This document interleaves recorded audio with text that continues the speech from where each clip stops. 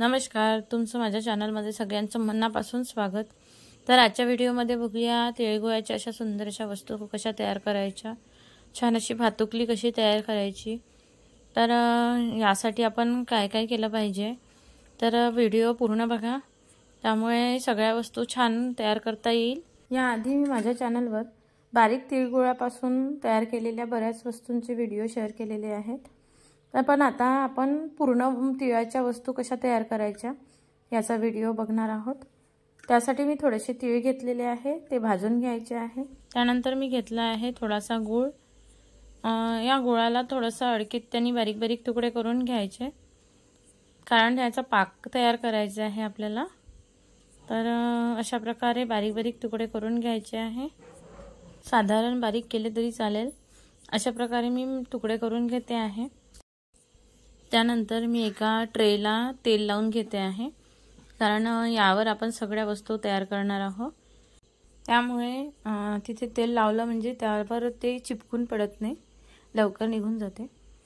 अशा प्रकारे मी गूळ एका गंजीमध्ये घेतलेला आहे आणि कमी गॅसवर त्याचा छान असा पाक तयार करून घेणार आहे। त्यामध्ये पाणी ॲड करायचं नाही आहे। तर थोड्या वेळाने ते गरम होऊन गुळाचा छान असा पाक तयार होईल। त्याला फिरवत राहायचं हळूहळू। अशा प्रकारे गूळ मेल्ट होऊन त्याचा पाक तयार व्हायला सुरुवात होईल। अशा प्रकारे त्याचा पाक तयार होत जाईल, पूर्ण पाक तयार होऊ द्यायचा। त्यानंतरच तीळ मिक्स करायचे। जर गुळाचे गळे असेल तर अशा प्रकारे चमच्याने फोडून घ्यायचे। अशा प्रकारे पूर्ण पाक तयार झाला की त्यामध्ये तीळ ॲड करायचे। अशा प्रकारे मी त्यामध्ये तीळ ॲड करून घेतलेले आहे। तीळ ॲड केल्यानंतर थोडंसं फिरून घ्यायचं आणि गॅस बंद करून द्यायचा। त्यानंतर मी थोडं सारण घेऊन एक एक वस्तू तयार करणार आहे। तेल लावलेला ट्रे जो होता त्यामध्ये मी थोडंसं सारण घेतलेलं आहे। आता मी पहिले चूल तयार करून घेणार आहे।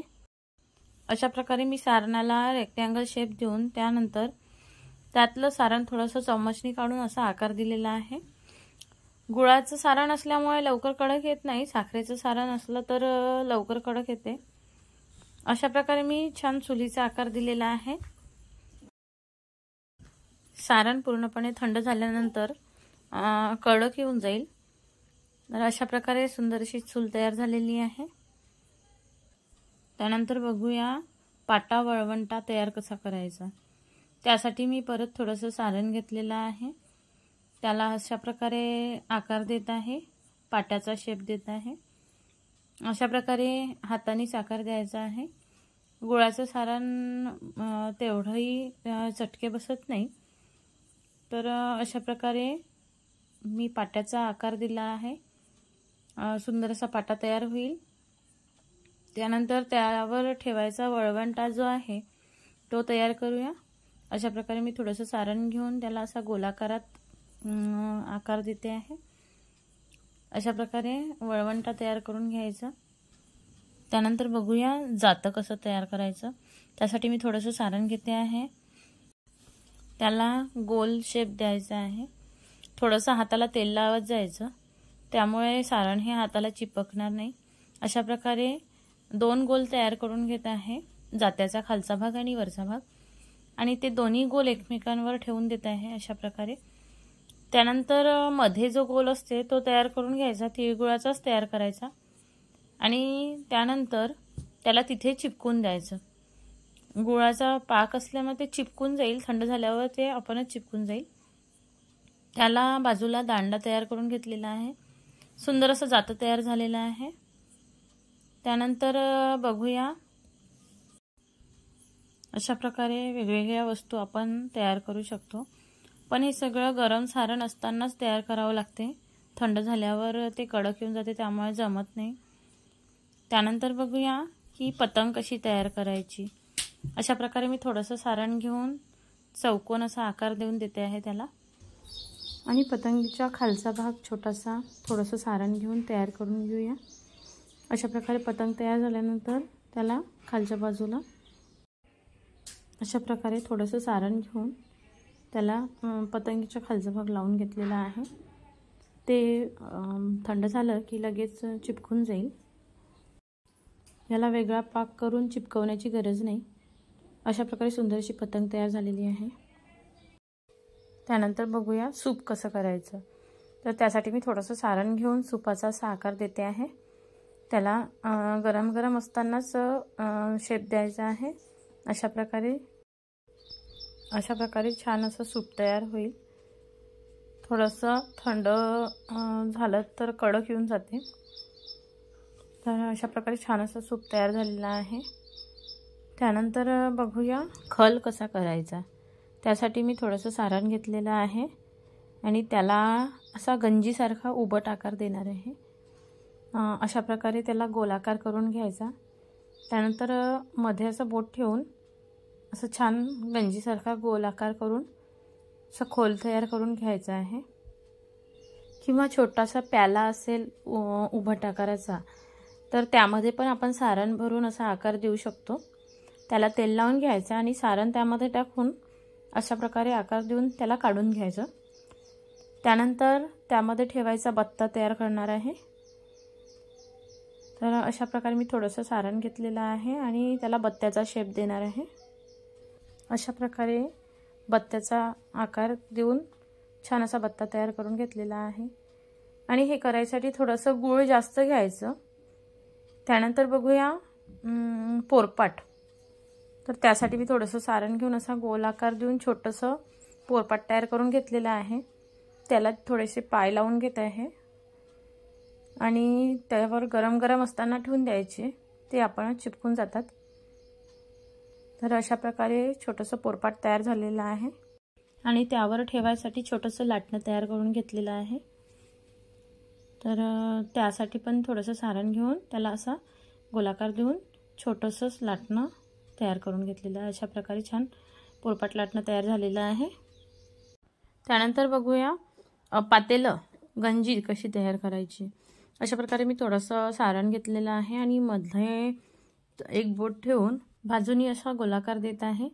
अशा प्रकारे एक छोटीशी गंजी तयार करणार आहे। अशा प्रकारे तिला गोलाकार द्यायचा। अशा प्रकारे सुंदर गंजी तयार झालेली आहे। त्यामध्ये ठेवायसाठी चमचा तयार करून घेऊया। अशा प्रकारे मी थोडंसं सारण घेऊन त्याला चमचाचा आकार देत आहे। समोरच्या भागाला थोडासा चपटा आकार द्यायचा, जेणेकरून चमचाचा शेप दिसला पाहिजे। अशा प्रकारे छोटासा चमचा तयार झालेला आहे। त्यानंतर बघूया वृंदावन।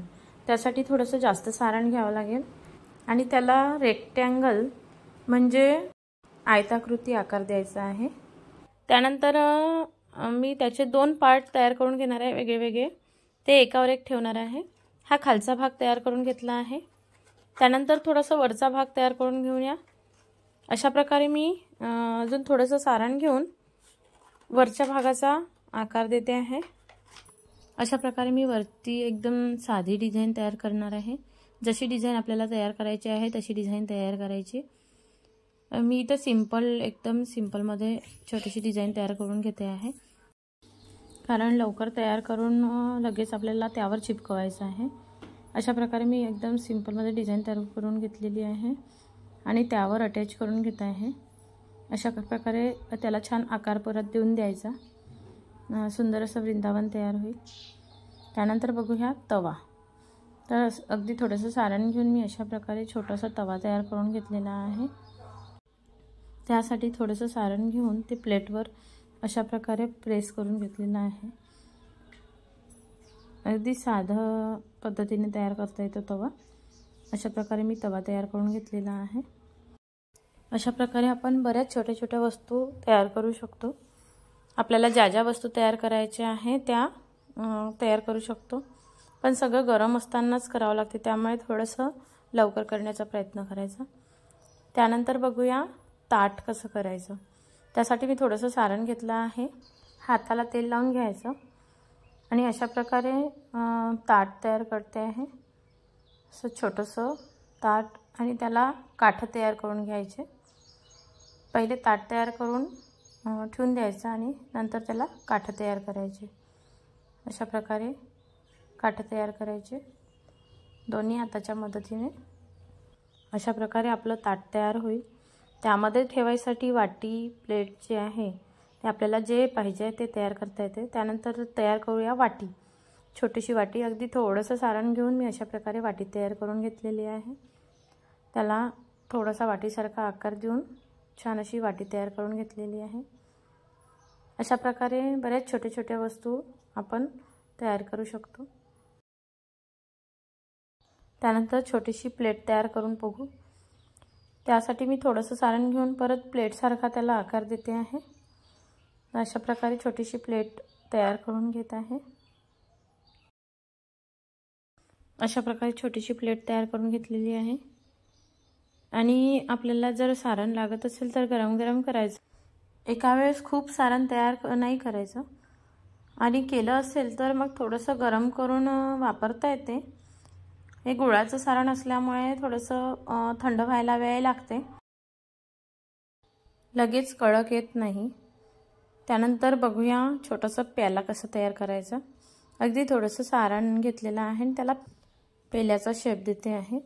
अशा प्रकारे सुंदर असा पेला ग्लास आहे तो तयार होईल। छोटासा पेला तयार करून घेऊया। अशा प्रकारे शेप द्यायचा आणि सुंदर असा पेला तयार होईल। आणि तुम्हाला जर माझा व्हिडिओ आवडला असेल तर लाईक करायला विसरू नका। त्यानंतर बघणार आहोत की पाणी घ्यायचा जो जग असतो तो कसा करायचा। अशा प्रकारे सुंदरसा छोटासा ग्लास तयार झालेला आहे आणि आता जग करणार आहोत। थोडंसं सारण घ्यायचं, त्याला जग सारखा आकार द्यायचा आहे। त्यासाठी आपल्याला थोडासा ग्लासाला घेतलं त्यापेक्षा थोडं जास्त सारण घ्यावं लागेल आणि त्याला असं बोटाच्या आधाराने जगचा आकार द्यायचा आणि समोरच्या बाजूने जसं जगला निमुळता आकार राहतो तशा प्रकारे मी निमुळता शेप देणार आहे।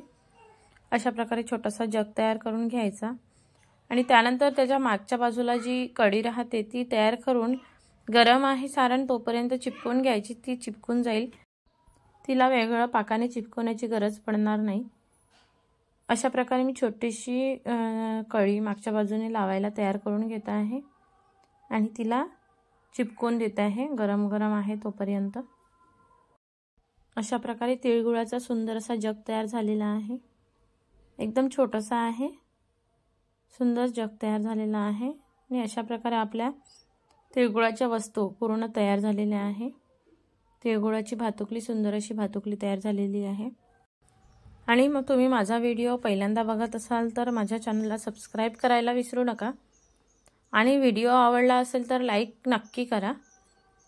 अशा बऱ्याच वस्तूंचे व्हिडिओ शेअर करण्याचा मी प्रयत्न करेन। त्यानंतर आपल्याला हलव्यानी जसं सजवायचं आहे तसं सजवू शकतो। रंगीत हलवा पण वापरू शकतो आणि हा हलवा चिपकवायसाठी आपल्याला पाकाची मदत घ्यावी लागेल। आणि हा हलवा चिपकवण्यासाठी कसा पाक करायचा तर साखरेचा पाक केला तरी चालेल किंवा गुळाच्या पाकाने पण चिपकवता येईल, पण त्यामध्ये पाणी न टाकता पाक करायचा। मी ज्याप्रमाणे डॉलचा व्हिडिओ शेअर केलेला आहे त्यासाठी जो पाक केला आहे तसा पाक तयार करायचा आणि त्याच्या मदतीने चिरंजीचे दाणे जे आहे ते चिपकवायचे। अशा प्रकारे सुंदर भातुकली तयार होईल। तवा, चूल, पोरपाट लाटणं, पातेलं, सूप, पाटा वळवंटा, जातं, ताट, वाटी अशा प्रकारे बऱ्याच वस्तू आपल्याला तयार करता येते। अशा प्रकारच्या वस्तूंचे व्हिडिओ बघण्यासाठी माझ्या चॅनलला सबस्क्राईब नक्की करा। असे बरेच व्हिडिओ मी शेअर केलेले आहेत आणि व्हिडिओ आवडल्यास लाईक नक्की करा आणि शेअर करायला विसरू नका। धन्यवाद।